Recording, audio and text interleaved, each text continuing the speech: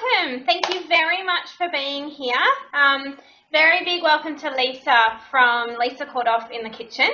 Please introduce yourself, Lisa. I know exactly who you are, and I'll let everyone know that in a minute. But yeah. We have had a long journey together, Jo.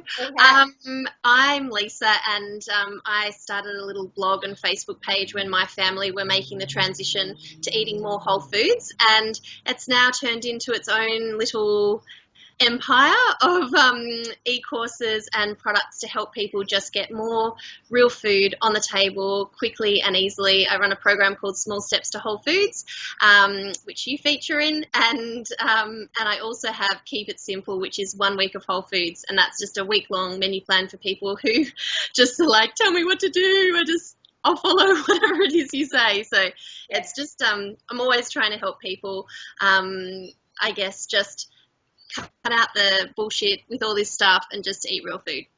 It's awesome. So I met Lisa, it would be about 2.5 years ago now. It would have been around July 2013. And Lisa was the one that pretty much changed my life. And it was through a number that she said, and it was 102. And I'll never forget it. I remember you saying, oh, 102, yeah, that's in custard powder and in Cheezels. And I went home that night and I Googled 102, and I was pretty shocked at what it meant.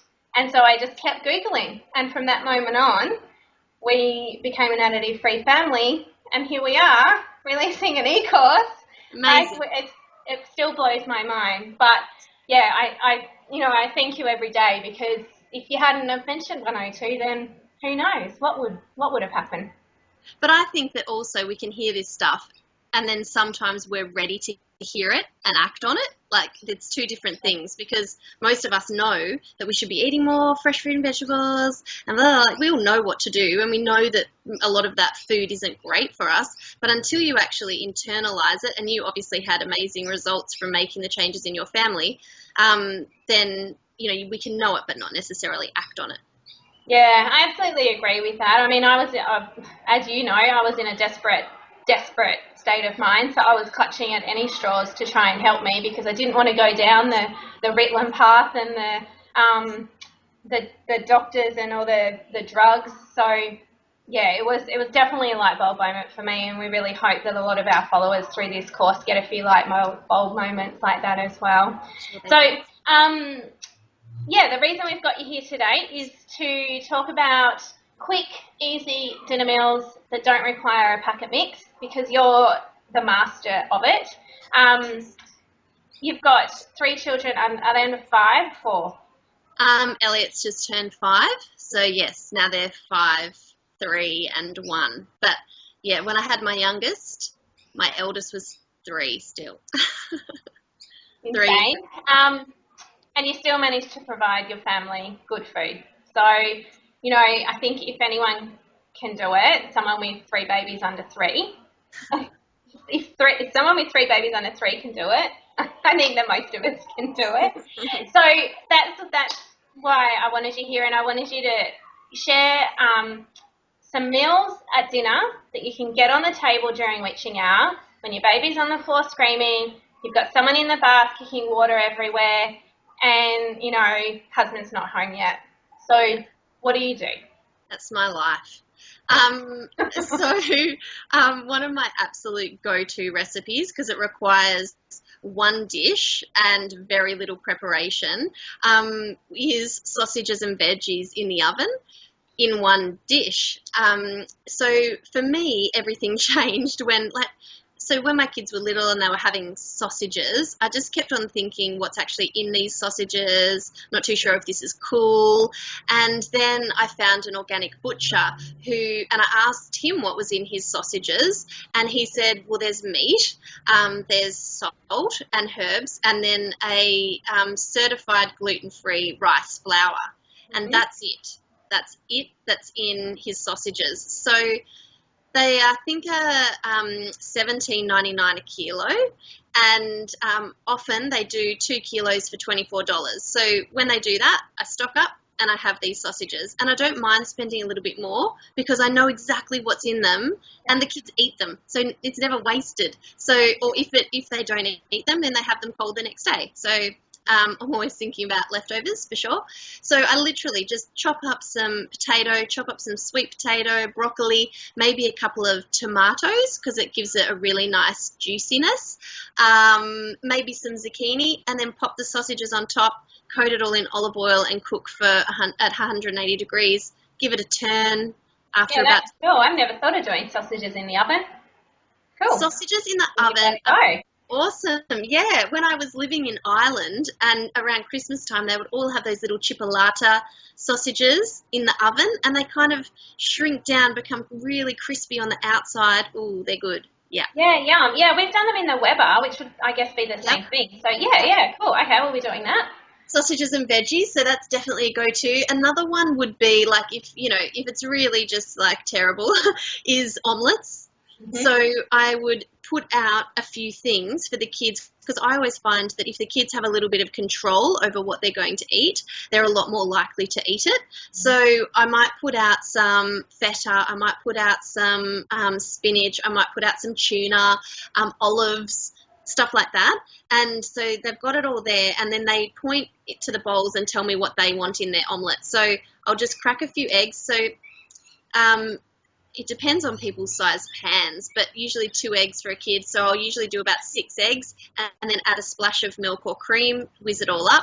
And then we have a sort of a small pan, and one of them will do the kids. So once it's kind of almost cooked, they get to put their little bits on. I flip it over and serve it to them. Yeah, cool. I mean, you can't really go wrong with eggs. You say something in Small Steps, in your Small Steps program. If you've got an egg, you've got a meal. I always think of that every single time, and I get really cranky when I run out of eggs because I feel like I don't get a meal. But don't you have chickens? Not anymore. No, we moved house. Yeah, no, I don't have my chickens anymore. Oh, shame. Yeah, I can't wait to get chickens, because I totally believe that. If you've got an egg, you've got a meal. In saying that, like, my kids usually always go off to kindy or daycare with a boiled egg in there. And I shared the other day on my Facebook page, I had a few leftover eggs, and I cut them in half, and I added a big slice of avocado and some tomato, and then just did some salt and pepper on the top. So on top of the egg half, avocado, tomato. If I had feta, I would have put it on, salt and pepper, and was just eating that. Like, I had 4 of these little things. It was so delicious. People were like, great idea. Yeah, I'm always thinking about how to beef that up. And I guess another meal I would have is there's this chicken stir fry that they really, really like. So all it is, and I don't know if I've got this on my blog yet, I just do some onion and garlic and ginger in a wok, and then add some chicken. And I do like to buy now organic meat or, grass-fed meat when I can. And so I just go for the cheaper cuts. And I find that chicken thighs, also because I'm not really scared of fat anymore, chicken thighs are awesome because they don't go really dry. So just chop up some chicken thighs, add them in, add some broccoli and, whatever else veggies I've got. And then a tin of coconut cream, a tablespoon of honey, and 3 tablespoons of tamari. Mm-hmm. And then, for just added deliciousness, a tablespoon or 2 of peanut butter. Ooh. And it's kind of satay and salty and sweet. It's awesome. And just let that cook off for about 10 minutes to just reduce a little bit, and then add some brown rice or some rice noodles, and they always tuck into that. So that's a winner. Yeah, and I'm sure you've probably spoken to people about peanut butter, or being able to look for the just 100% peanuts, peanut butter. And because peanuts are one of the most heavily sprayed nuts around, it is one of the things that I try to buy organic when I can. And I know I'm not too sure where most of your viewers are from, but if they're in Australia, Woolies have the big macro tub of organic. And it's not any more expensive. This is the thing. No, it's the same price. Yeah. So when it's easy to make those switches, I just do it all the time. Yeah, absolutely. Yeah, exactly. That's what we talk about all the way through the course is when you run out of something, just switch it up. You don't, Yeah. I mean, when I started the journey, I was in absolute desperate state of mind and I cleared my pantry out and started afresh. But, if most people are not going to do that, and that's cool. Just when you run out of something, just replace it with something else and keep going, and then eventually your pantry and fridge will just be transformed. And your kids won't notice so much because it's been a gradual thing over time. And that is that's my whole mantra is like take small steps, because the less overwhelming it is, the more likely you're going to stick to it. I remember learning about the aluminium in baking powder. What is going on? Oh my God. Like even something simple you think is just a staple like baking powder, and here it is, like with aluminium. And Baking agent. yeah, and I saw that I still had quite a bit left, and I thought, you know what, I don't know what to do. I think I might that was just one of those ones where I tried to find an alternative pretty quickly and just turfed it, only because I use it so much. But most of the time I've been exactly like you. I'll just buy something, experiment with it. I have a membership program for the graduates of Small Steps, and I put a spotlight on a certain product, because don't you find when you start this journey you can be like, oh my God, I'm going to buy some buckwheat, I'm going to buy some cacao, and you buy all these different things, and then it sort of sits there going, what do I do with it? Yes, I had yeast flakes in my cupboard for, I reckon I've had them in there 8 months, and I don't even know if they're out of date because they're in a container. And the other day I looked at them and I thought, I really need to use these. So I ended up making up a cauliflower thing, and I thought, you know what, I'm going to cheese it up with some, and it worked great. But yeah, it's just one thing at a time. And I do like to experiment and go, because I'm in a co-op, and I know you're in a co-op, it's a lot cheaper. So we'll touch on that in the course as well. But I like to buy one product that I can experiment with. Yes, I'm the same. And then kind of nail it and then move on, because most of us are on a budget and can't really afford to totally, overdo our pantry in one foul swoop. But yeah, I definitely think that like experimenting with something and moving on. But nutritional yeast flakes, even like in soups and stuff, throw in a tablespoon and it gives it a little bit of a cheesiness. Or you mentioned cauliflower. Like cauliflower and broccoli, when I'm roasting it, I will just sprinkle some nutritional yeast on top. And Quirky Joe has a good cashew cheese that needs nutritional yeast flakes, and they'd be the ways that I'd use them. Okay, I'll give it a go. We digress. So back to quick meals. What about breakfast? So I know Eva, she's, as I said, we've been going through this 2.5 years. She still loves her toast. And I have stopped the toast and Vegemite, and the only way I can stop that is to not have it in the house. Yeah. But to move her away from toast is quite a big deal, where my son is very happy to have a beautiful smoothie full of nuts and seeds and fancy pants, organic stuff. Yeah. So how do you get around that with those families that have a child that just will not eat anything but rice bubbles or toast? Yeah, this is really, really hard. And I think that we all need to give ourselves a break around breakfast, because I think with kids it's one of the hardest things to switch. And I think that most people are quite busy in the morning, and there's just not that time to kind of sit around and nurture the whole process. So what I would suggest, like even say with rice bubbles, is start to buy the brown rice bubbles from the supermarket. Yeah, I'd start with that, and then, because I often get, that's like the treat for my kids, is when they get those, they think like, this is amazing. And you know what really annoys me is they're hungry like half an hour later. It doesn't fill them up at all. So and if they're used to sweetness from the rice bubbles, you could just drizzle some nice raw honey, or even add a little bit of, I mean, it's probably not the best way to start the day, but cacao or carob to the milk and make it like your chocolate Oh, milk. yeah. Yep.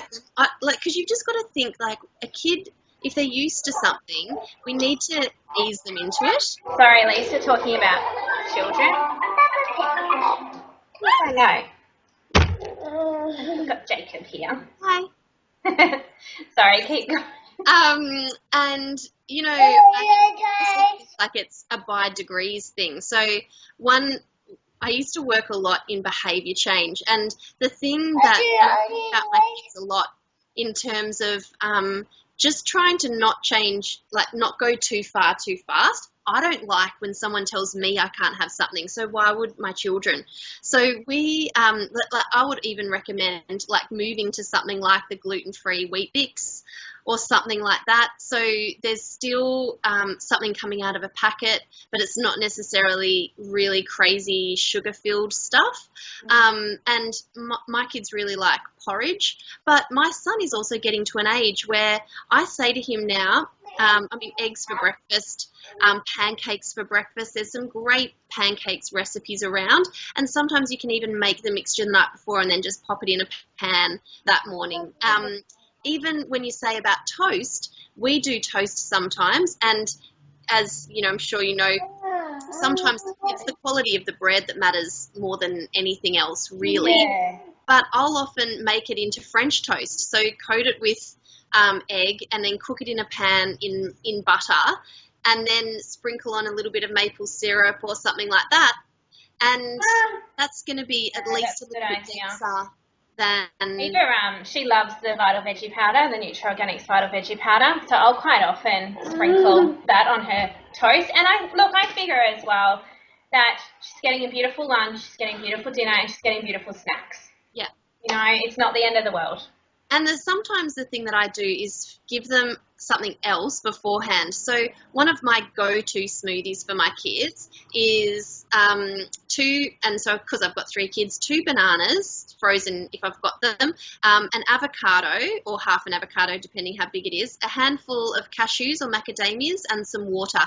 And I whiz that up, and it still looks yellow to them. Slight green tinge from the avocado, but not noticeable, and that's got beautiful proteins and fats in it that they'll just gobble because they think they're getting a banana smoothie. And I know then if they have a piece of toast, they have a piece of toast, but they've gotten some good stuff into them too. Yeah. Because I think I'm always thinking about, and my mum said it when she was up here recently taking care of my kids, they don't ask for food all the time. Yes, some kids are like, I'm hungry. Yeah. But it's because whenever they have a snack or whenever they have, a meal, I'm thinking about adding the fats, adding the things that are going to sustain them through to the next meal. Yeah. And that smoothie is like a winner. Yeah, that sounds great. I'll give that a go. She loves the banana ice cream, so yeah, give that a go. Yeah. Thank you. So we talked about your small steps, but if you want to let everyone know where they can find you and when are you running that again? Because that's sort of like the next level on, in a way, from this. It's very much more about whole foods and... Yeah.